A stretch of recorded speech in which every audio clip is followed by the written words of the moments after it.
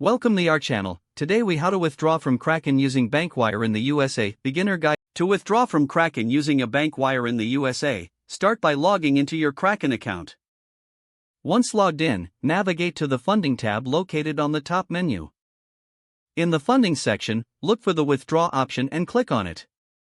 From the list of currencies, select the currency you wish to withdraw, typically USD for BankWire transfers. Next, choose the BankWire option from the list of withdrawal methods.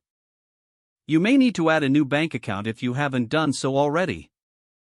To add a bank account, click on the Add Account button. Fill in the required information, including your bank's name, account number, routing number, and account type. After entering your bank information, save the changes. Return to the withdrawal page and ensure your newly added bank account is selected. Enter the amount you wish to withdraw. Review any fees associated with your withdrawal. Once everything is confirmed, click on the Withdraw button to initiate the process. You will receive a confirmation email outlining the details of your withdrawal. After confirming the withdrawal via email, your request will be processed. Keep in mind that BankWire transfers may take several business days to complete. You can track the status of your withdrawal by returning to the Funding section of your account.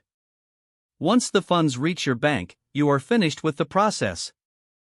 If the page does not load, refresh the browser or try again in a private or incognito window. Make sure you are using the correct email address, then retype it carefully to avoid small typos. If your password is not accepted, use the Reset option and create a new strong password you can remember. Check your spam folder for verification or security emails, then complete any requested confirmation steps. Enable two-factor authentication if available to improve account security and reduce unauthorized access risk. After signing in, review your profile details so your contact information and settings are accurate and current.